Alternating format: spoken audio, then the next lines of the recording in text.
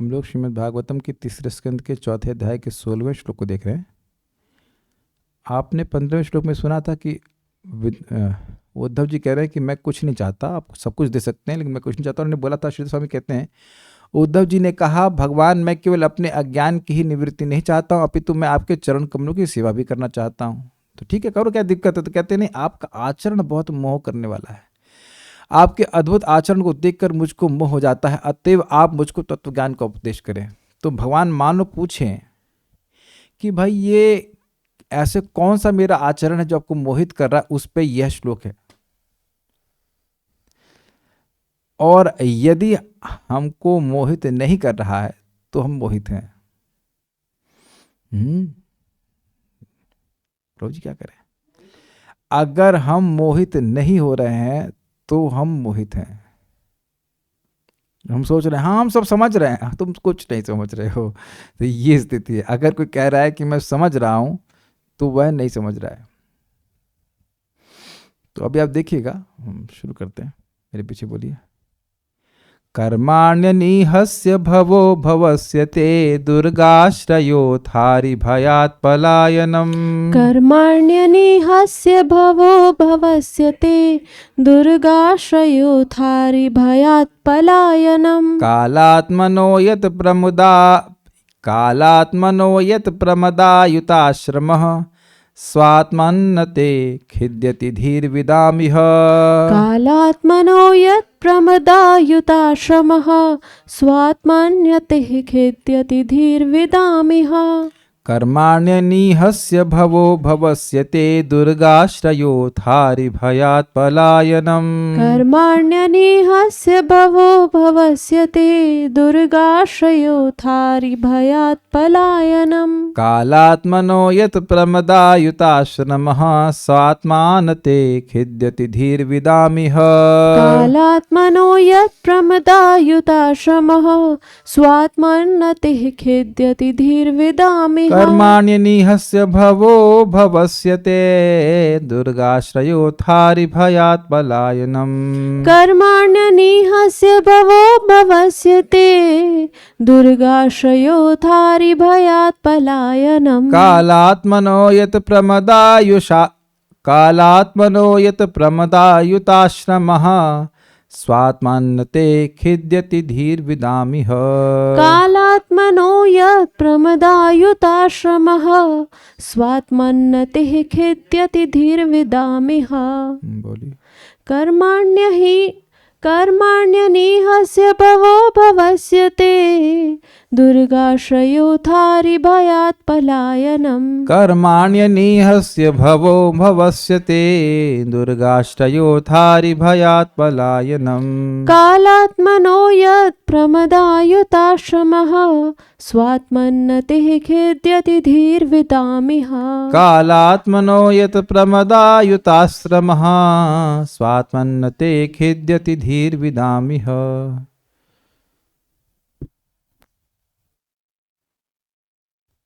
अनुवाद। हे प्रभु, विद्वान मुनियों की बुद्धि भी विचलित होती है जब वे देखते हैं कि आप समस्त इच्छाओं से मुक्त होते हुए भी सकाम कर्म में लगे रहते हैं, अजन्मा होकर भी जन्म लेते हैं, अजय काल के नियंता होते हुए भी शत्रु भय से पलायन करके दुर्ग में शरण लेते हैं।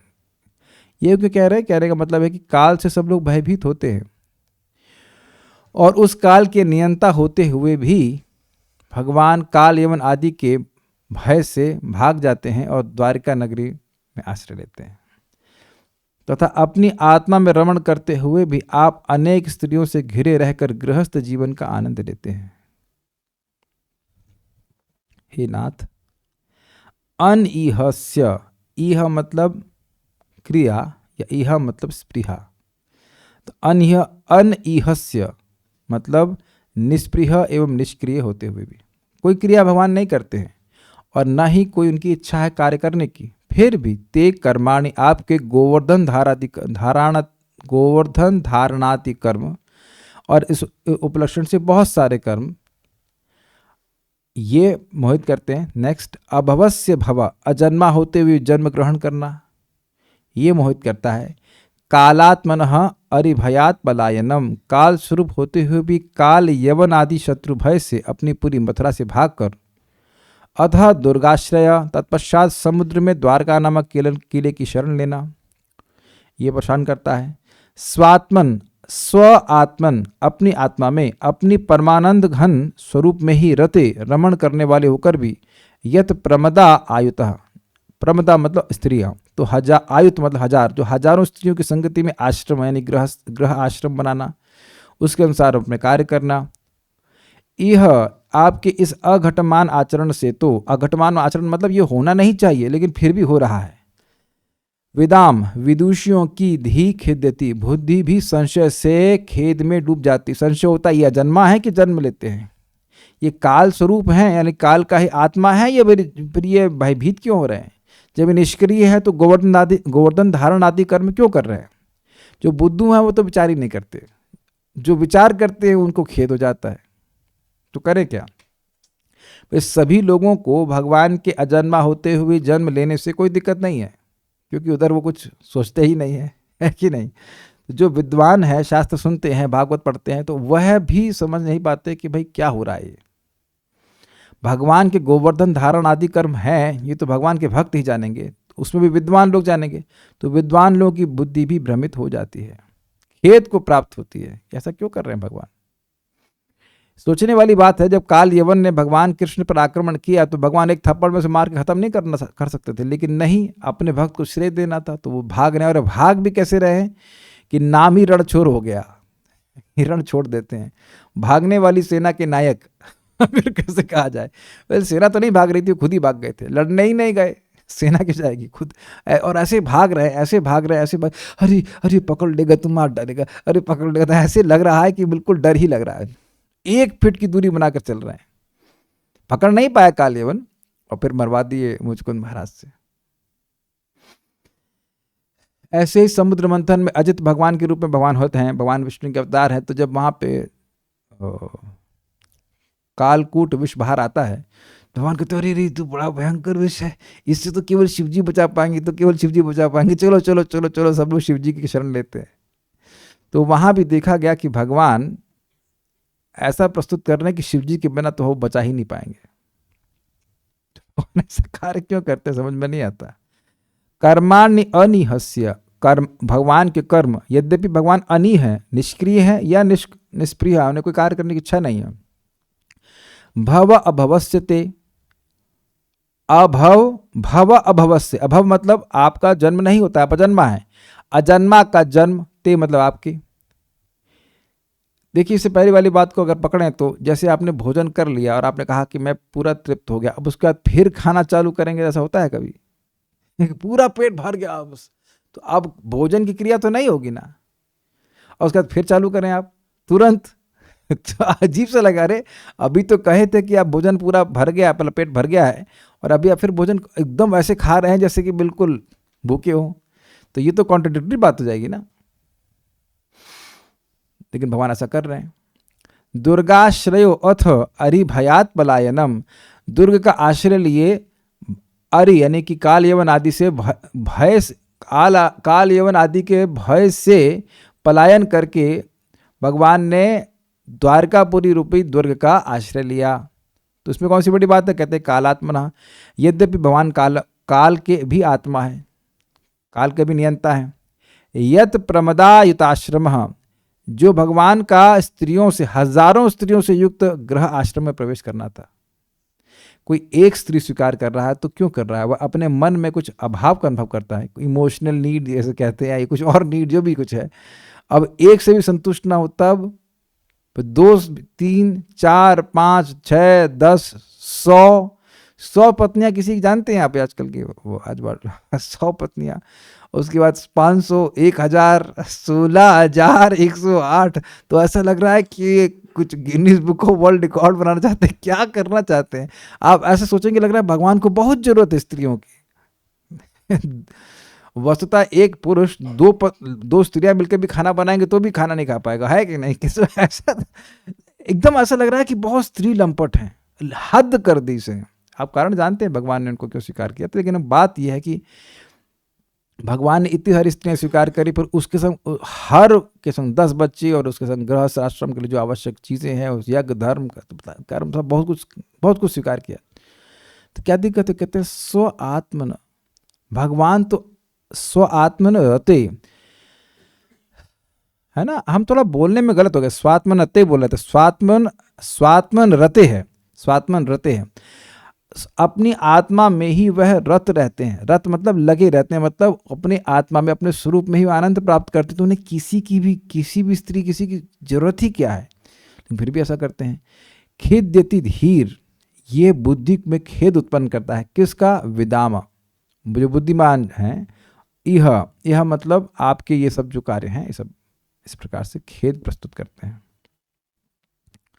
हमें खेद है कि ये ऐसा हो रहा है। सुना आपने शब्द इस प्रकार का?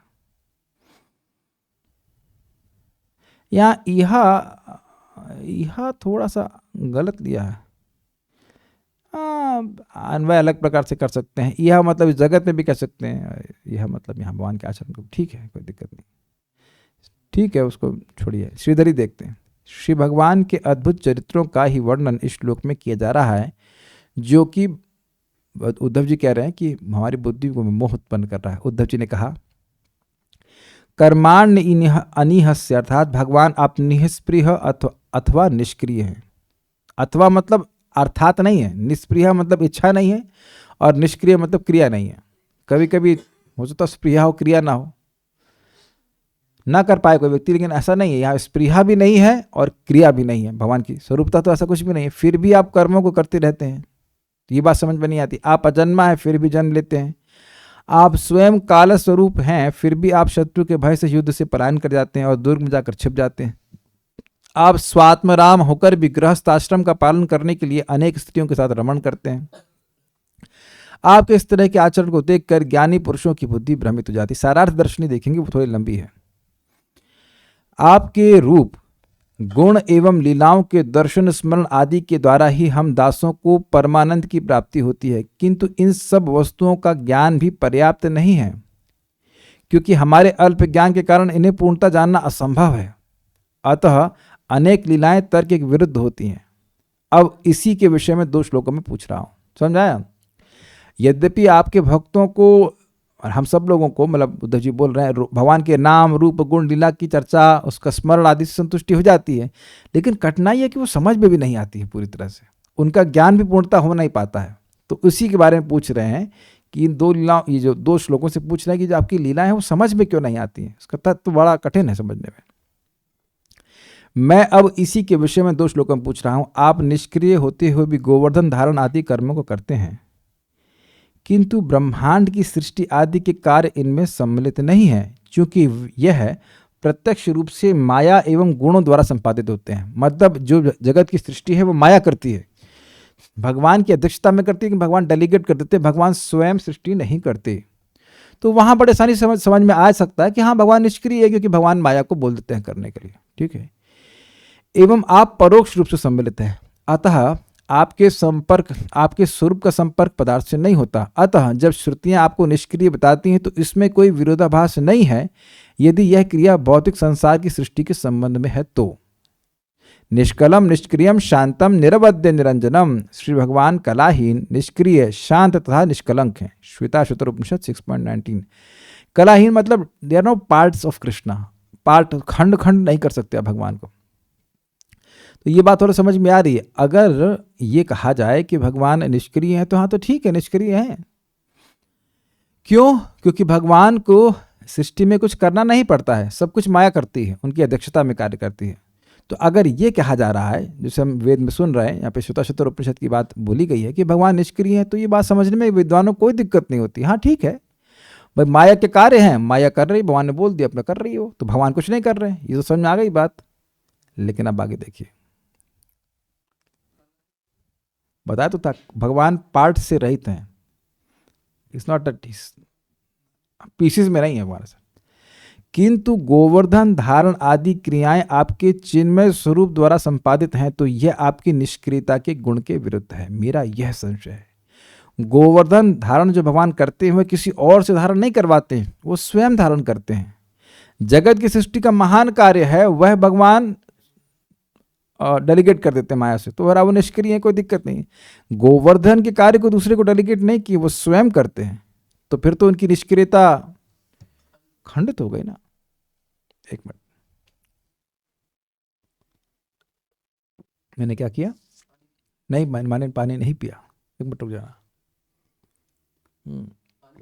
पानी नहीं पिया मैंने, समझा ना? पानी नहीं पिया मैंने, आ गया ना समझ में? पानी नहीं पिया ना मैंने, पानी नहीं पी रहा हूं ना? पानी पी रहे? नहीं पी रहे। अब सबके सामने हम पानी पीता हुआ दिख रहे हैं, अब कहें हम पानी नहीं पी रहे। ये कैसे टीचर है भाई? पब्लिक में गड़बड़ कर रहे हो, पब्लिक में पानी पी रहे हो और आप कह रहे हो कि पानी नहीं पी रहे। तो गोवर्धन का काम तो पब्लिक में हुआ ना, गोवर्धन धारण का काम सबको, बच्चा बच्चा गिरिराज जी के आसपास सब जानते हैं क्या किया गिरिराज जी, कौन उठाया, क्या उठाया, कितने दिन तक उठाया, बच्चे भी जानते हैं। तो अब कह दीजिए कि भगवान ने नहीं उठाया, कौन कह सकता है नहीं उठाया? गोवर्धन धारी कौन है? भगवान कृष्ण। अगर कहीं कोर्ट केस चले कि भाई गोवर्धन का किसने उठाया था, तो तुरंत भगवान कृष्ण पकड़ लिए जाएंगे, आपने उठाया, आपने उठाया। कहते नहीं, मैं तो निष्क्रिय हूं। कहां निष्क्रिय? उठाए नहीं तो ये है ना। तो फिर निष्क्रिय कैसे भगवान? और स्प्रिया थी ना भगवान की अपने ब्रजवासियों को बचाने की, तो ना निष्प्रिय है ना निष्क्रिय है। तो ये बात समझ में नहीं आती। अब देख रहे हैं, शुरुआत में तो ऊपर ऊपर से लग रहा था श्लोक आसान है, जब आप अंदर प्रवेश करेंगे तो कहेंगे अरे हाँ, ये तो कॉम्प्लिकेटेड बात है। ठीक है, इसका अच्छा एक अन्य अर्थ यह भी हो सकता है कि आप नराकृति परब्रह्म हैं, एवं नराकृति में आप अनंत अप्राकृत कर्म करते हैं, दिव्य कर्म करते हैं, किंतु ब्रह्म किसी भी प्राकृत अप्राकृत कार्य से रहित है। ब्रह्म का मतलब निर्विशेष ब्रह्म ज्योति, वह किसी भौतिक कार्य से भी रहित है और दिव्य कार्य से भी रहित है। तो व्यक्ति, अभी बड़ा कॉम्प्लिकेटेड बात है, कह रहे हैं कि अगर आप ब्रह्म की बात ले लें तो ब्रह्म जो है निष्क्रिय निष्प्रिय है, लेकिन भगवान निष्क्रिय और निष्प्रिय नहीं है, वो दिव्य कर्म करते हैं, तो हम समझ गए। लेकिन ये बात भी गड़बड़ है। गड़बड़ क्यों है? क्योंकि ब्रह्म भगवान से अलग नहीं है, तो आप ब्रह्म को एक अलग तत्व के रूप में वर्णन नहीं कर सकते हो। इसी बात को यहाँ कह रहे हैं कि अगर ऐसी आप एक्सप्लेनेशन देते हो तो यह भी गलत है। ये सारी बातें प्रभुपाद जी के तात्पर्य में हैं, ऐसा कुछ नहीं आउट ऑफ सिलेबस बता रहा हूँ। या यहाँ समझ लेंगे, प्रभुपाद जी का तात्पर्य समझना बहुत आसान हो जाएगा। यह ब्रह्म पद के रूढ़ अर्थ द्वारा ग्रहण किया गया है। यदि यह नहीं कह सकता, कोई यह नहीं कह सकता कि ब्रह्म निर्विशेष स्वरूप है तथा भगवान सविशेष स्वरूप है, अर्थात कि अलग अलग ब्रह्म है। ब्रह्म भगवान से अलग नहीं है, ब्रह्म भगवान की अंग कांति है। किसी के चेहरे की चमक को आप उससे अलग कर सकते हैं? क्या ऐसा वर्णन कर सकते हैं कि चेहरे की चमक कुछ अलग कार्य कर रही है और व्यक्ति अलग कार्य कर रहा है? अब आपको समझ में आया ना? एक तो बिल्कुल गलत बात हो जाएगी। इस तरह की व्याख्या करना कि हम समझ गए जो निर्विशेष ब्रह्म है वो निष्क्रिय है और भगवान जो वो निष्क्रिय नहीं है, वो तो क्रिया करते हैं, तो यह व्याख्या भी गलत होगी। क्यों नहीं ऐसी युक्ति की दी जा सकती है? क्योंकि दो ब्रह्म नहीं है, ब्रह्म केवल एक ही है, ब्रह्म है भगवान। अतः मुझे एक संदेह है, आप जन्म लेते हैं, यद्यपि आप अजन्मा हैं, यद्यपि आप स्वयं काल स्वरूप हैं, तथापि आपने जरासंध आदि शत्रुओं के भय से पलायन कर समुद्र में एक दुर्ग की शरण ली। यद्यपि आप आत्मराम हैं, तथापि आप हजारों प्रमदाओं, अब प्रमद का मतलब क्या होता है? देखिए, प्राय क्या हम हमेशा ही बोलेंगे, स्त्रियों को प्रमद कहा जाता है। स्त्री प्रमद क्यों कहा जा रहा है? क्योंकि उसको देख करके व्यक्ति भोगों में आसक्त हो जाता है, इसलिए बोल रहे तो एक नहीं हजारों प्रमदाओं सहित आश्रम अर्थात गृह आश्रम अर्थात गृहस्थ जीवन में देवताओं और पितरों के अनुष्ठानों में संलग्न होते हैं। ऐसा नहीं है कि भगवान स्त्री स्वीकार कर ले और गृहस्थ उचित कार्य करे ही नहीं, बहुत सारे कार्य करते हैं, सारे कार्य करते हैं, बहुत सारे नहीं, सारे जो आवश्यक कार्य, देवता का पूजन, ये तर्पण, ये पुत्र की पूजा, सब कुछ करते हैं। आप इन वस्तुओं के प्रति आकृष्ट होते हैं, यद्यपि आप आत्माराम है। वैसे ये बात थोड़ी थोड़ी समझ में आती है भगवद गीता से कि भगवान केवल ये लोक आचरण को स्थापित करने के लिए करते हैं, फिर भी ये बाह्य दृष्टि से बड़ा अद्भुत लगता है। क्यों? आपने ये झगड़ा सुना नहीं कि रामेश्वर का मतलब क्या है? राम के ईश्वर या राम जिनके ईश्वर हैं। तो राम जिनके ईश्वर हैं मतलब राम के ईश्वर मतलब शिव जी, राम भगवान श्री राम ने पूजा करी थी। और राम जिनके ईश्वर हैं तो मतलब राम शिव जी के ईश्वर हैं। राम जिनके ईश्वर है, मतलब नियामक हैं, अर्थात शिव जी। लेकिन दोनों अर्थ अलग हो जा रहा ना। राम के ईश्वर शिव जी और राम जिनके ईश्वर हैं वो शिव जी। यानी एक जगह स्थापित हो रहा है कि राम शिव जी के सेवक हैं, दूसरा जगह स्थापित हो रहा है कि शिव जी राम भगवान के सेवक हैं।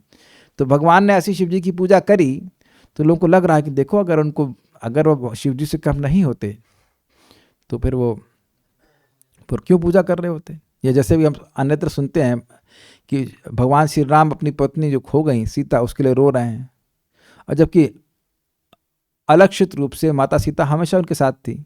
जब साथ हैं तो रो क्यों रहे। कोई वस्तु आपके ही पास है, व्यक्ति आपके पास है, फिर काय को रो रहे हैं।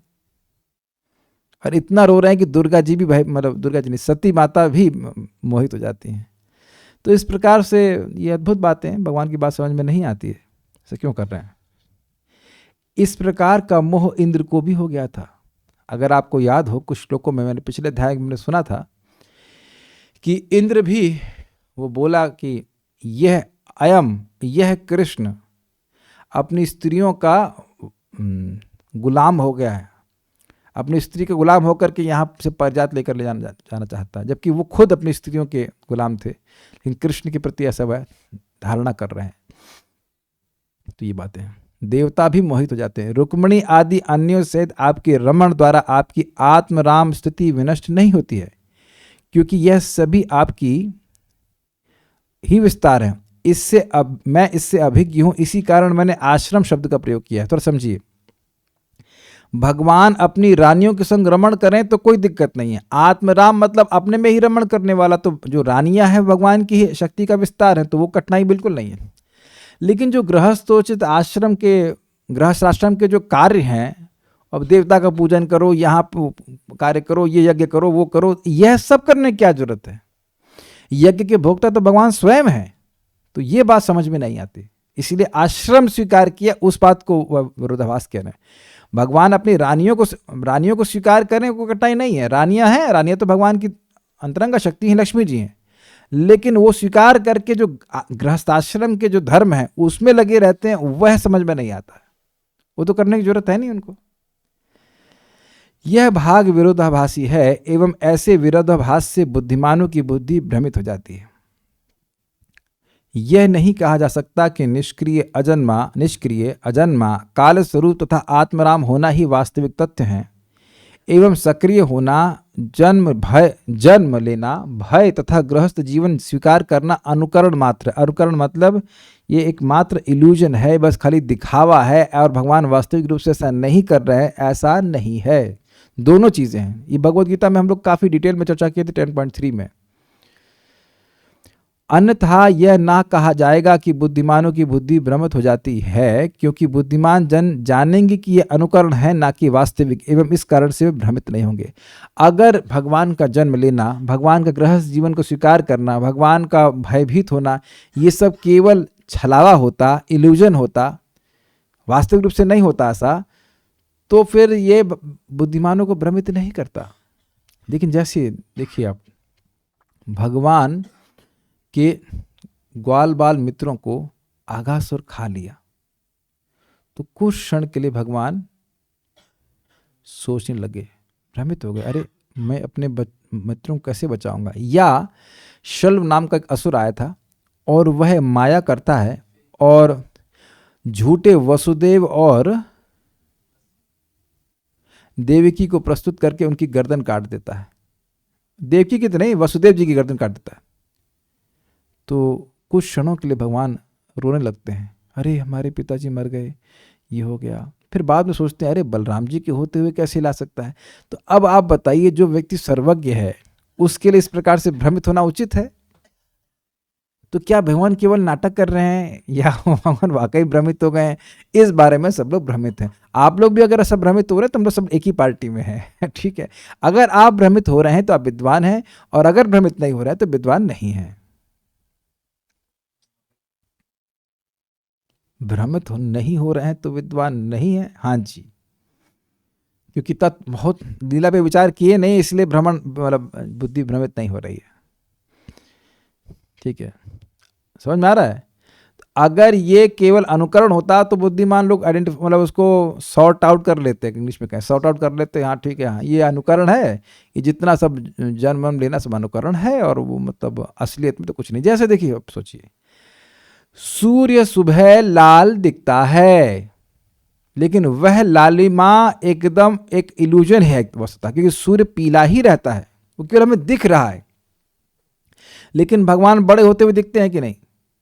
तो ऐसा नहीं कि खाली इल्यूजन है कि भगवान बस पैदा हुए और फिर बड़े हो रहे हैं, पर ऐसा नहीं, इल्यूजन मात्र नहीं है, मतलब एक छलावा मात्र नहीं है, वास्तविक रूप से भगवान बड़े हो रहे हैं, लेकिन फिर भी वह अजन्मा है, फिर भी वह एक रस है, उनमें कोई परिवर्तन नहीं आता। और नहीं समझ में आ रहा है तो यही इस श्लोक का उद्देश्य है कि आपको नहीं समझ में आए। ये क्या, मैंने इसलिए कहा था the purpose of today's class is to cover the course, not to uncover it. भ्रमित हो रहे हैं तो बहुत अच्छा है। एक साइंटिस्ट ने भगवान के बारे में कहा, I don't want to believe in a god who can be understood. मैं ऐसे भगवान पे विश्वास नहीं करना चाहता जिसको समझा जा सके, क्योंकि समझ लेंगे तो फिर अगला टॉपिक जाएगा ना, समझ लेंगे तो कुछ नया टॉपिक होगा, और समझते ही रहेंगे तो समझते ही रहेंगे तो समझते ही रहेंगे तो समझते ही रहेंगे समझते ही रहेंगे। आगे भी देखते हैं। अतः यह कहा जा सकता है कि जब भगवान का निष्क्रिय वर्णन किया जाता है तो प्राकृत क्रियाओं का निषेध किया जाता है, किंतु आध्यात्मिक कार्यों का नहीं। तो फिर उस ज्ञान द्वारा बुद्धिमान व्यक्ति को क्यों भ्रमित होना चाहिए? ये तो हमने कई बार सुना है कि जब भी भगवान को कहा जा रहा है कि भगवान निष्क्रिय है, भगवान की कोई क्रिया नहीं है, या भगवान का कोई रूप नहीं है, तो उसका मतलब है कि भगवान का कोई भौतिक रूप नहीं है, अपितु तो उनका दिव्य रूप है। ये एक्सप्लेनेशन तो हम सुने ही हैं, तो फिर बुद्धिमानों को क्यों भ्रमित होना चाहिए? आप लोग समझ ही लेंगे, हाँ हम लोग ज्ञानी हैं, हम लोग समझ गए, हम लोग समझ गए। क्या ये एक्सप्लेनेशन हम सुने नहीं है? कई बार सुने हम लोग कि भाई जब भी भगवान को निराकार कहा गया है, इसका मतलब भगवान का दिव्य आकार है, भगवान का भौतिक आकार नहीं है, तो हो गया भ्रम समाप्त। इस ज्ञान के साथ ही ब्रह्म क्रिया रहित है और भगवान क्रिया सहित है, खेद ही कहाँ होगा, ये भी समझ ले। लेकिन ये गलत अंडरस्टैंडिंग कि ब्रह्म एक ही है, ब्रह्म एक ही है। तब क्या कह रहे हैं, देखिए यहां ध्वनित अर्थ यह है कि जो कोई भी व्यक्ति कहते हैं कि कृष्ण के कार्य अनुकरण मात्र हैं, अथवा अकर्म का अर्थ अप्राकृत कार्य हैं एवं अजन्म का अर्थ अप्राकृत जन्म है, अथवा ब्रह्म निष्क्रिय एवं भगवान सक्रिय है एवं वह इस प्रकार बुद्धि में भ्रमित नहीं है, वह वस्तुतः बुद्धिमान नहीं है। मतलब जो कह रहे हैं कि हमने सॉर्ट आउट कर लिया है कि भगवान की तत्व क्या है, समझ लिया है, तो वह व्यक्ति भ्रमित नहीं है। जो समझ रहा है कि वो समझ रहा है, वह नहीं समझ रहा है। जो समझ रहा है, समझ रहा जो ये समझ रहा है कि हम बूझ गए, लाल भुजक्कड़ बूझ गए, हम बूझ लिए भगवान के तत्व को, तो वह नहीं, वो बुद्धिमान नहीं है। अरे प्रभु ये तो ज्यादा बोल रहे हैं, हम बहुत कम बोल रहे हैं। जानंत एव जानन्तु किं बहुक्त्या न मे प्रभु मनसो वपुषो वाचो वैभवम तव गोचर। सबसे बुद्धिमान व्यक्ति कौन? ब्रह्मा जी कह रहे हैं। जानंत एव जानन्तु, कुछ लोग कहते जानते हैं आपके बारे में, हो सकता है वो जानते हो हो सकता है वो जानते हो। जानन्ते एव जानन्तु किम बहुक्त्या न मे प्रभु, मैं इस संबंध में प्रभु क्या कह सकता हूं। मनसः वपुषो वाचो, मन से, वाणी से और शरीर से, वैभवम तव गोचर, आपका भगवान वैभव हमारे लिए गोचर नहीं है।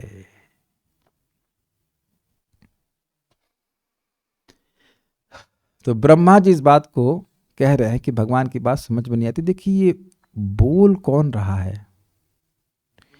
उद्धव जी बोल रहे हैं, और भगवान इनके बारे में आगे श्लोकों में कहेंगे कि मुझसे जरा से भी न्यून नहीं है।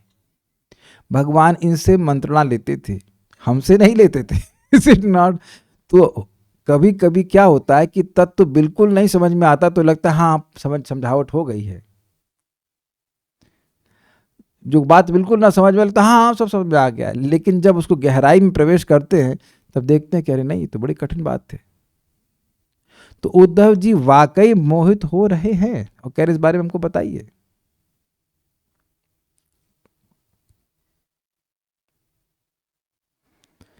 तो जो मोहित नहीं हो रहा है वह बुद्धिमान नहीं है, क्योंकि उसने भगवान के तत्व की गहराई को नहीं समझा अभी। ये बात है। इस संबंध में श्री भगवान की उक्ति इस प्रकार है, न मे विदुः सुरगणा प्रभवम न महर्षयः अहम आदिर्हि देवानां महर्षिणां च सर्वशः। श्वेत भगवद गीता 10.2। न तो देवतागण मेरी उत्पत्ति या ऐश्वर्य को जानते हैं और न महर्षिगण जानते हैं, क्योंकि मैं सभी प्रकार से देवताओं और महर्षियों का भी कारण स्वरूप हूँ, उद्गम हूँ। विष्णुदेव कहते हैं, न ही यस्य करहि चिद राजन पुमान वेद विदित्सुतम यद विजिज्ञासया युक्ता मोहयन्ति कवयोपि। न ही, निश्चित ही नहीं, अस्य इन कृष्ण का, करहिचित राजन किसी भी समय, हे राजन, पुमान वेद विदित्सुतम इनके बात को कोई समझ नहीं सकता है, कोई मनुष्य समझ नहीं सकता है, क्या ये करना चाहते समझ नहीं सकता।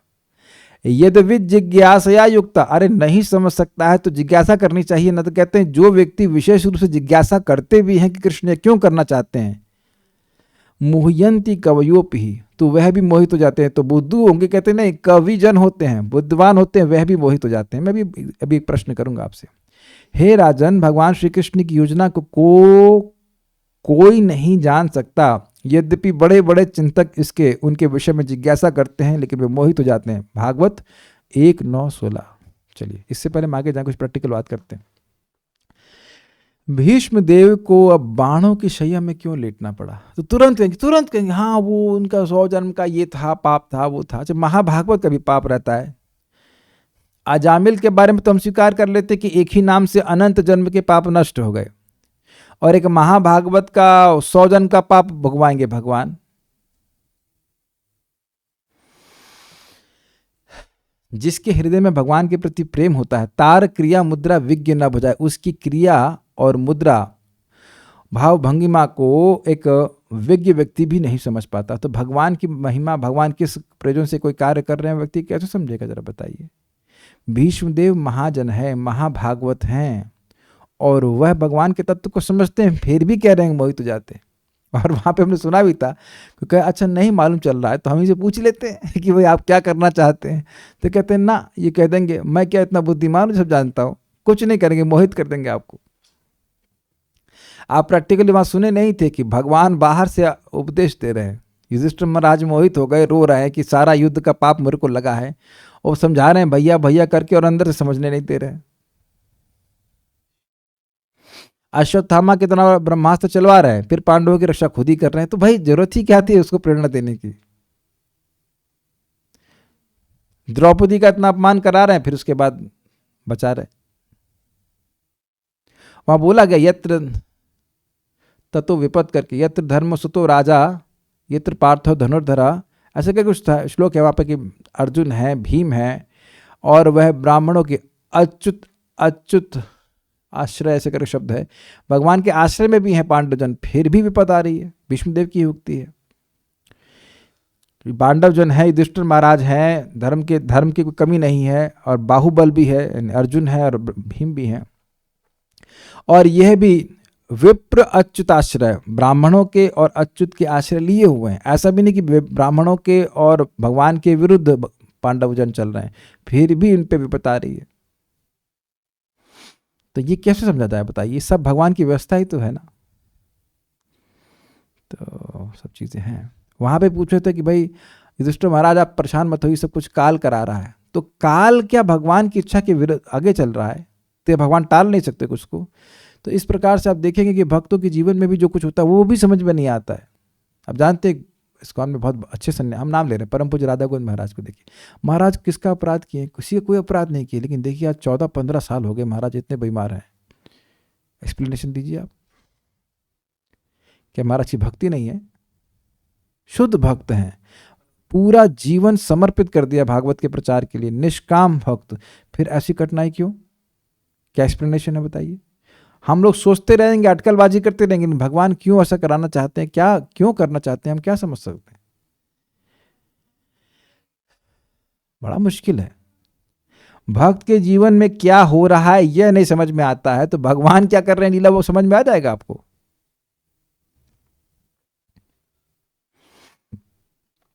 अपने ही जीवन में कई बार आप प्रश्न करेंगे यह क्यों, तो भाई इतनी बात समझ में आती है कि भगवान की इच्छा से हो रहा है, लेकिन भगवान ऐसी इच्छा क्यों कर रहे हैं ये समझ में नहीं आता। तो इतना आसान है नहीं जितना कि हम सोच रहे हैं। तात्पर्य, भगवान के शुद्ध भक्त भगवान के दिव्य ज्ञान विषयक दार्शनिक चिंतन से बहुत अधिक वास्ता नहीं रखते, बहुत फिलोसफिकल अंडरस्टैंडिंग नहीं रखते, न ही भगवान का पूर्ण ज्ञान प्राप्त कर पाना संभव है। उन्हें भगवान के विषय में जो अल्प ज्ञान रहता है वह उनके लिए पर्याप्त होता है, क्योंकि भक्तगण भगवान की दिव्य लीलाओं के श्रवण तथा कीर्तन से ही संतुष्ट रहते हैं। जैसे कि आप देखिए, भगवान की जो कमर है वो दिखने में लिमिटेड लग रही है, परिच्छिन्न लग रही है, लेकिन रस्सी 2 इंच ही छोटी पड़ रही है। तो उसकी कथा तो चलो ठीक है, आप जान रहे हो कि भगवान ऐसा क्यों कर रहे थे, लेकिन भगवान कर कैसे रहे थे कि एक ही समय में उनकी जो कमर है वो परिच्छिन्न भी है और अपरिच्छिन्न भी है, लिमिटेड भी है और अनलिमिटेड भी। ये कैसे हो रहा है, तो समझ में नहीं आ रहा है। लेकिन फिर भी भक्त लोग दामोदर लीला गाते रहते हैं, पूरा महीना गाते रहते हैं, भगवान को बांधवाए रखते हैं, है कि नहीं? कोई दिक्कत, भगवान को बंधने रहने में कोई दिक्कत नहीं है। मंदिर में भी तो भगवान को बांधे रखा जाता है ना, बांधे बांधे खड़े रहते हैं वो डरे डरे से। इज इट नॉट माता यशोदा के द्वारा? तो ये सब चीज़ें हैं। यद्यपि समझ में नहीं आता कि भगवान लीला क्यों कर रहे हैं, लेकिन भगवान की लीलाओं का श्रवण कीर्तन भक्तों को अच्छा लगता है। यही चैतन्य चरितामृत में कृष्णदास कविराज गोस्वामी कहते हैं कि भगवान क्या कर रहे हैं ये मैं नहीं समझ पा रहा हूँ, बस जो मैंने सुना उसको मैं रिपीट कर रहा हूँ कि भगवान ने ऐसा ऐसा किया। वो क्यों कर रहे हैं? जैसे छोटा हरिदास को ही बहिष्कृत कर दिए छोटी सी गलती की वजह से, और अब वो मृत्यु को प्राप्त हो गया, फिर मालूम चल गया कि वो मर गए, फिर कहते हैं अब उनको वापस ला सकते हो। ऐसा क्यों कर रहे हैं? इतना जो दयालु हैं चैतन्य महाप्रभु, वो इतना कठोर व्यवहार क्यों कर रहे हैं? ये बात समझ में नहीं आती है। ठीक है, कहाँ थे हम लोग? हाँ, किंतु भगवान की कुछ लीलाएं इन शुद्ध भक्तों तक को परस्पर विरोधी प्रतीत होती हैं। शुद्ध भक्त हैं, भगवान की लीला सुन रहे हैं, लेकिन कुछ ऐसी लीलाएं हैं जो उनको भी भ्रमित करती हैं। अतः उद्धव ने भगवान से उनकी लीलाओं की कुछ परस्पर विरोधी घटनाओं के विषय में पूछा, है ना? भगवान आपने ऐसा क्यों किया? ये रण क्यों छोड़ा? क्या और कोई तरीका तो नहीं था? क्या काल यवन को या जरासंध को, जिसको आप 17 बार पीटे, मतलब काल यवन को तो नहीं, जरासंध को पीटे 17 बार, कृष्ण बलराम मिलके ही पूरी 23 अक्षौहिणी सेना को खत्म कर देते थे। तो अब क्या दिक्कत हो गई? भगवान को क्या दिक्कत हो गई? इसमें डेंगू हो गया? कमजोरी आ गई? क्या हो गया भाई? क्यों किया ऐसा?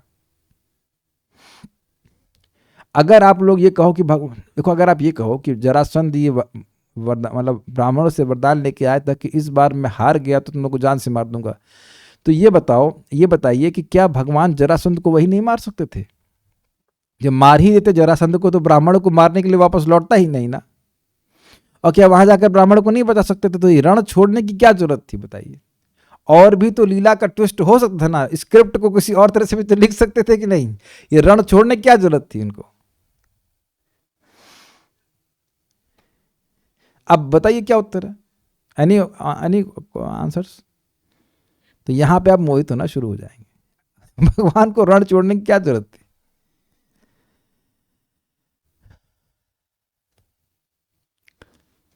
एक भक्त कह रहे हैं कि भक्तों की भक्ति को छुपाने के लिए to hide the devotion of his pure devotee he personally do interfere in their life. Can we take this analogy? मैं समझ नहीं पाया आपकी बात को।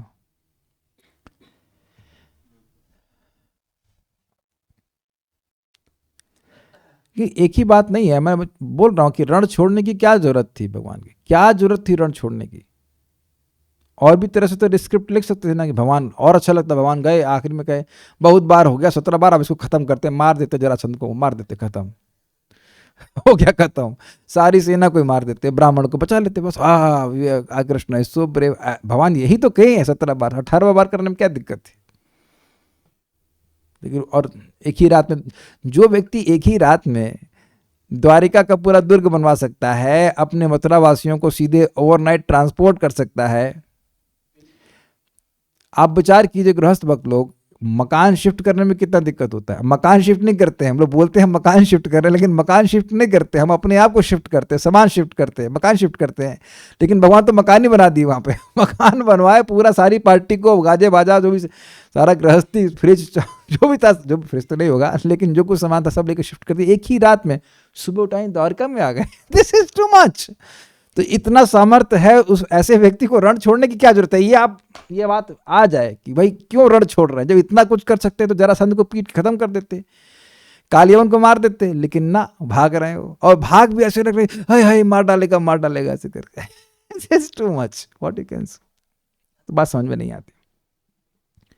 ऐसा वर्णन किया जाता है कि भगवान को स्वयं कुछ नहीं करना पड़ता, और वस्तुतः ऐसा ही है, क्योंकि भौतिक जगत की सृष्टि तथा उसके पालन तक में भगवान को कुछ नहीं करना पड़ता है। सऐक्षतः बहुत समय ने देखा और बहुत हो गए, कुछ नहीं करना पड़ा। तब यह सुनना विरोधी प्रतीत होता है कि भगवान अपने शुद्ध भक्तों की रक्षा हेतु गोवर्धन पर्वत को स्वयं उठाते हैं। पूरे जगत की सृष्टि के लिए डेलीगेट कर दिया और अपने भक्तों की रक्षा के लिए गोवर्धन पर्वत उठाते हैं। वो भी देख लेते, ऐसे देख लेते और उड़ जाता है, ऐसे कुछ कुछ भी कर लेते। लेकिन अब कठिनाई ये होती है, ऐसा वो कर देते तो ब्रजवासियों को एक हफ्ते लगातार भगवान को देखने का सौभाग्य नहीं मिलता, गोपियों को भी। तो एक ही समय में भगवान बहुत सारा प्रयोजन लेकर कार्य करते हैं। भगवान तो परब्रह्म परम सत्य हैं, तो जो मनुष्य की तरह प्रकट होते हैं, किंतु उद्धव को संदेह था कि क्या वे अनेक दिव्य कार्य कर सकते हैं। पूर्ण पुरुषोत्तम भगवान तथा निर्विशेष ब्रह्म में कोई अंतर नहीं है, तो फिर भगवान को इतने सारे कार्य कैसे करने होते हैं, जबकि निर्विशेष ब्रह्म के लिए ये कहा गया है कि उन्हें भौतिक या आध्यात्मिक रूप से कुछ भी नहीं करना पड़ता। तो निष्क्रिय, निष्प्रिया आदि की बातें अगर ब्रह्म के लिए करी जाए तो बड़े आसानी से समझ में आती हैं, लेकिन भगवान ये सारे कार्य करते हुए भी निष्क्रिय कैसे, समझ में नहीं आता। देखिए, कोई भी दृष्टांत एक अंश में समझाता है। जैसे भगवान ने कहा, यथाकाशस्तो नित्यम वायु सर्वत्र गो महान तथा सर्वाणि भूतानि मत्स्थानि उपधार्य इति उपधार्य। जैसे कि आकाश में महान वायु जो हर जगह बहती है वह रहती है, उसी प्रकार से सभी जीव मुझ में रहते हैं। हाँ, तो समझ में आ गया? नहीं समझ में आया। क्यों नहीं समझ में आया? क्योंकि आकाश निर्लिप्त रहता है, क्योंकि वह अचेतन वस्तु है। आकाश उसमें रहने वाली वस्तुओं के प्रति निर्लिप्त रहता है, क्योंकि वह अचेतन है। लेकिन मैं चेतन तत्व होते हुए भी अपने अंदर जो कुछ है उनसे निर्लिप्त रहता हूं। तो अब ये बात समझ में नहीं आती। इसीलिए भगवान ने कहा, पश्य में योगम ऐश्वर्य, मेरे अद्भुत ऐश्वर्य, मेरे योग ऐश्वर्य को देखो, जो कि अघटमान, जो चीज हो ही नहीं सकती उसको भी घटमान यानी कि संभव बना देता है। यदि भगवान सदा अजन्मा है तो फिर वे वसुदेव तथा देवकी के पुत्र रूप में कैसे जन्म लेते हैं। देखिए, सूर्य उगता नहीं है, लेकिन उगते हुए प्रतीत होता है। लेकिन भगवान अजन्मा होते हुए भी जन्म लेते हैं, जन्म लेते हुए प्रतीत नहीं होते। अब कुछ मोह होना शुरू हुआ, अब कुछ बुद्धि डिस्टर्ब हो रही है, हम बुद्धि डिस्टर्ब करने के लिए क्लास दे रहे हैं। सूर्य उगता हुआ प्रतीत होता है, सूर्य उगता नहीं है, वो हमारी दृष्टि का भ्रम है। लेकिन भगवान अजन्मा होते हुए भी जन्म लेते हैं, ये हमारी दृष्टि का भ्रम नहीं है। ठीक है, वे काल के लिए भी भयावने हैं, फिर भी वे जरासंध से लड़ने से भयभीत रहते हैं और दुर्ग में शरण लेते हैं। जो अपने में पूर्ण हो वे किस तरह अनेक स्त्रियों की संगति में रस लेते हैं। अब तो स्पष्ट हो गया होगा। वे किस तरह पत्नियां स्वीकार करते हैं और गृहस्थ की तरह पारिवारिक जनों, संतानों, संबंधियों तथा माता पिता में आनंद प्राप्त करते हैं। ये सारी परस्पर विरोधी दिखने वाली घटनाएं बड़े से बड़े विद्वान को विमोहित करती हैं, जो इस तरह मोहित होने के कारण यह नहीं समझ पाते कि अकर्मण्यता तथ्य है या उनके कार्यकलाप मात्र अनुकृत्य नकल हैं, कि भगवान का नहीं काम करना सत्य है या ये जो कार्य या फिर जो कार्य कर रहे हैं ये केवल एक इमिटेशन है, छलावा। जैसे कि यदुवंश का नाश एक छलावा था, वास्तविकता नहीं थी। तो क्या भगवान के ये सारे कार्य भी छलावा हैं? बस खाली प्रतीति हो रही कि भगवान भय से भाग रहे हैं। इसका हल यह है कि भगवान को किसी भी संसारी वस्तु से कोई सरोकार नहीं होता, उनके सारे कार्यकलाप दिव्य हैं, इसे संसारी चिंतक नहीं समझ पाते हैं। तो बात यहाँ पे इंपॉर्टेंट बात जो आ रही है वो बड़ी स्पष्ट समझ आ रही है कि जो भगवान के भक्त हैं वो तत्व में इस बात को समझते हैं कि भगवान के जितने भी कार्य हैं वह दिव्य हैं, लेकिन ये नहीं सोचिएगा कि वो पूरा समझ लेंगे कि वो कैसे कार्य कर रहे हैं। क्या कृष्णदास कविराज गोस्वामी को नहीं पता है कि भगवान चैतन्य महाप्रभु के कार्य दिव्य हैं? पता है, लेकिन फिर भी कह रहे हैं कि किस आशा से महाप्रभु इस कार्य को कर रहे हैं ये मैं नहीं समझ पा रहा हूँ। मैं इसका वर्णन कर रहा हूँ, लेकिन किस आशा से कर रहे हैं, किस उद्देश्य से कर रहे हैं, ये मैं नहीं समझ पा रहा हूँ। So it's like that. संसारी चिंतकों के लिए निश्चय ही एक प्रकार का मोह होता है, किंतु दिव्य भक्तों के लिए इसमें कुछ भी आश्चर्यजनक नहीं होता। परम सत्य की ब्रह्म धारणा निश्चय ही समस्त संसारी कार्यों से नकारती है, किंतु परब्रह्म अवधारणा दिव्य कार्यों से उत्प्रोत है। क्या मतलब है? जो निर्विशेष ब्रह्म है वह उसमें कोई कार्य नहीं होते, लेकिन जो भगवान का स्वरूप है उसमें दिव्य कार्य होते हैं। ये बात बोल रहे हैं। जो व्यक्ति ब्रह्म तथा परब्रह्म अवधारणाओं के अंतर को जानता है वही असली योगी अर्थात अध्यात्मवादी है। ऐसे योगियों के लिए कोई विभ्रम नहीं होता। भगवद गीता में भगवान स्वयं भी घोषित करते हैं, बड़े बड़े मुनि तथा देवता तक मेरे कार्यों तथा मेरी दिव्य शक्तियों के बारे में कुछ नहीं जान पाते। अभी तो कोट किया गया था। भगवान के कार्यों को सही व्याख्या भीष्म पितामह ने भागवत इस प्रकार की है, न ही अस्य करहिचिद राजन पुमान वेद विदितम यद जिज्ञासया युक्ता मुह्यन्ति कवयोपि। तो यही सही व्याख्या है कि भगवान किस उद्देश्य से, किस प्रयोजन से कोई कार्य करते हैं उसको लोग नहीं समझ पाते। इसीलिए भगवान की बात को भगवान से सुनना चाहिए। भगवान जिस उद्देश्य से आते हैं, जिस प्रयोजन से कोई कार्य कर रहे हैं, तो भगवान गीता में बता रहे हैं, भागवतम में बता रहे हैं, उसको व्यक्ति सुनता है तो बात समझ में आती है। देखिए, थोड़ा समझ में आना चाहिए। ऐसा नहीं कहा जा रहा है कि आप भगवान के तत्व को समझ ही नहीं सकते हो, ऐसा नहीं कहा जा रहा है। अगर ऐसा होता तो भगवान कहते हैं क्योंकि जन्म कर्म च मे दिव्यम एवं यो वेद तत्वतः। ऐसा तो नहीं कहा जा रहा है कि कोई तत्व में समझ ही नहीं सकते, लेकिन अगर व्यक्ति अपनी बुद्धि लगाने लगेगा तब बात समझ में नहीं आएगी। अपनी बुद्धि लगाने की बजाय उसको तत्व में बात समझनी चाहिए, जैसा कि भगवान कहते हैं, जैसे कि आचार्यगण समझाते हैं। लेकिन कुछ चीज़ें सही में, ऐसा नहीं कि कोई भी लीला समझ में नहीं आती, लेकिन कुछ चीज़ें रियली बहुत आश्चर्यजनक है कि भगवान को रण छोड़ होने की क्या जरूरत थी। क्या उत्तर है? और वहां पे भी जो मैंने आपको बताया कि शल्व के केस में भगवान रोने लग गए, परेशान हो गए, तो वहां भी आचार्यों में इस बात को लेकर के मतलब डिस्कशन हुआ है कि भाई क्यों ऐसा किया भगवान ने। या अघासुर के समय अपने भक्तों को, अपने अगासुर के पेट में जब अपने ग्वाल बालों को जाते हुए देखा तो भगवान कुछ क्षण के लिए स्तंभित हो गए, ये क्या हो गया। तो जो भगवान सर्वज्ञ हैं, हर प्रकार से शक्तिशाली है, उनके लिए क्या आश्चर्यजनक है, लेकिन फिर भी वहां कुछ समय के लिए भगवान सोचने लगे ऐसा क्यों हो रहा है, अब मैं क्या करूं, कैसे अपने भक्तों को बचाऊं। ये सब बातें हैं। तो ये अच्छा ही है कि हम पूरा ना समझ पाए, क्योंकि हमारे पास कुछ ना कुछ टॉपिक रहेगा विचार करने के लिए, और वो विचार भगवान के लिंक में होगा, भगवान के लिंक में होगा, भगवान के संबंध में होगा, तो व्यक्ति मुक्त होता चला जाएगा। Is it not? कोई प्रश्न है तो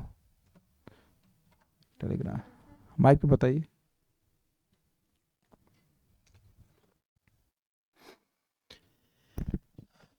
प्रभु जी, ऐसा भी हो सकता है कि भगवान कहते हैं कि धर्म भगवान ही बनाते हैं, तो भगवान जो कर रहे हैं वही धर्म है।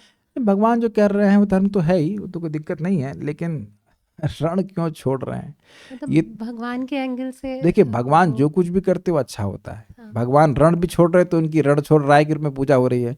इनकी पूजा क्यों कर रहे हैं? ये भगोड़े हैं रण को छोड़ दिए इसलिए इनकी पूजा हो रही है। ये तो दुर्गुण है ना।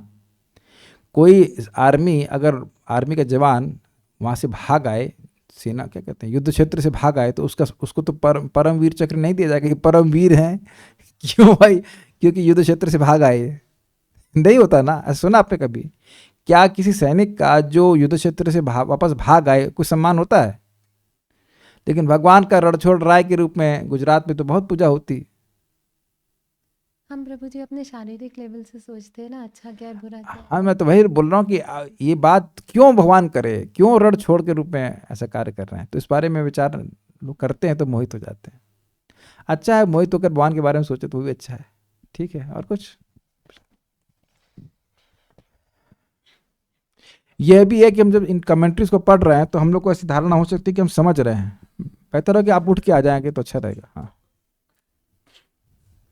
यहाँ ज़्यादा स्कोप नहीं से खींचने का। हाँ हरे कृष्ण प्रभु जी। हाँ प्रभु जी, ये अनुवाद में ही लिखा गया है, विद्वान मुनियों की बुद्धि भी विचलित हो जाती है। हाँ तो बुद्धि, भगवान भगवत गीता में बोल रहे हैं ददामी बुद्धि योगम तम, और भागवतम में भी बोल रहा है कि बुद्धि धिया सतामपति, बुद्धि भगवान से विवाह की बात है। तो जब बुद्धि भगवान की ही अंश और अनुसार चल रही है तो फिर बुद्धि विचलित बुद्धि, होने। विद्वान मुनियों की बुद्धि भगवान के अनुसार चल रही है, ऐसे कैसे आपने सोच लिया? भगवान जब अपने तत्व का ज्ञान देते हैं अपने भक्तों के द्वारा देते हैं। जरूरी नहीं है कि विद्वान मुनि हो तो उसकी बुद्धि भगवान के अनुसार चल रही हो।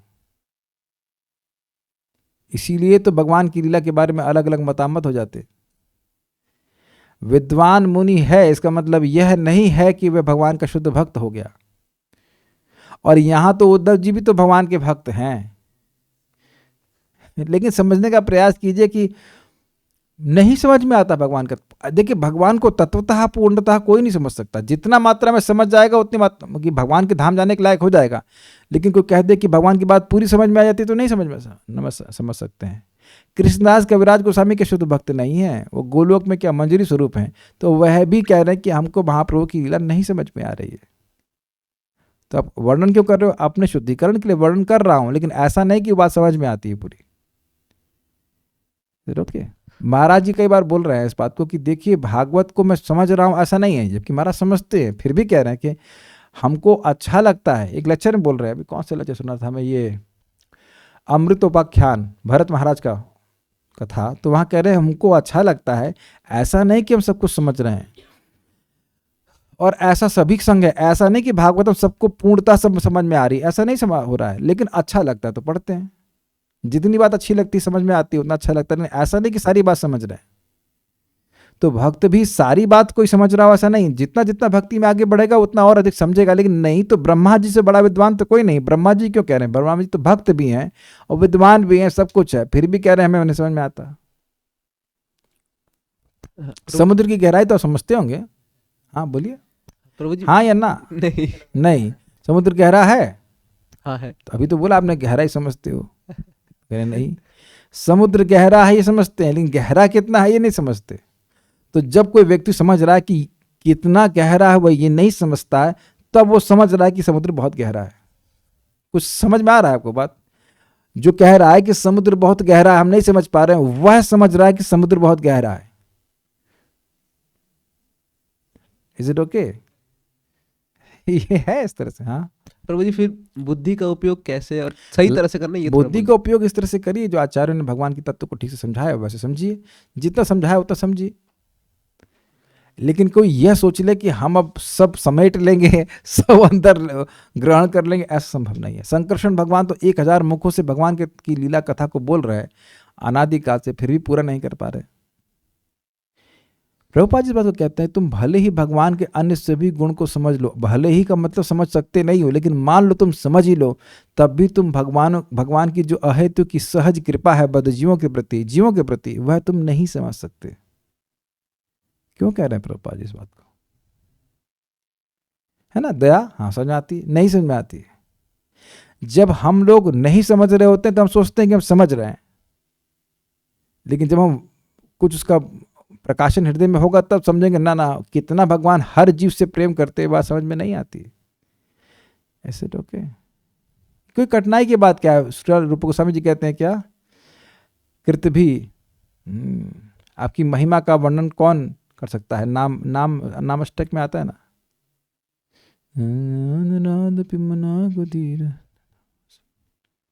नहीं अभी श्लोक भूल रहा हूं मैं, एक श्लोक आता है उसमें कि एक कोई कृतिवान जो बहुत बुद्धिमान व्यक्ति है वह भी आपकी महिमा का वर्णन नहीं कर सकता, नाम की महिमा को नहीं समझ सकता। नाम है तो फिर उसी तरह से भगवान की महिमा को भी समझना कठिन है। तो we are trying, even trying has so much blessings. प्रयास करने से भी भगवान का आशीर्वाद होता है। भगवान वह बुद्धि देते हैं जिसके द्वारा हम उनके पास आ जाते हैं। उनके पास चले जाएंगे। यह बुद्धि देना, यह बुद्धि प्राप्त करना संभव है कि इसमें भगवान की सारी लीलाओं को पूर्णतः समझ लेंगे। नहीं तो ये डिस्कशन चली क्यों रहे होते, हर जगह देवताओं की सभा में, शिव जी की सभा में चलते जा रहे हैं, क्योंकि भगवान का तत्व पूर्णतः कोई समझ नहीं पाया। जो चीज अनंत है उसको पूरा नहीं समझ पाने में क्या कठिनाई है। सूतो गोस्वामी जी बोल रहे ना, आकाश अनंत है, अब पक्षी उड़ रहा है अपनी अपनी क्षमता के अनुसार, लेकिन ऐसा नहीं कि आकाश को पार कर लेगा। ठीक है, सो विल स्टॉप। जनस्तस्योदात्तं जगति भगवन् नाम तरणे कृतिते विर्वक्तुम कह्य महिमा नाम प्रभवती। कोई कृति है, कोई महान व्यक्ति भी है, वह भी आपके नाम की महिमा का वर्णन कैसे कर सकता है। ठीक है, so will stop here. Shrimad Bhagavatam की जय, श्रील प्रभुपाद की जय, निताई गौर प्रेमानंदे।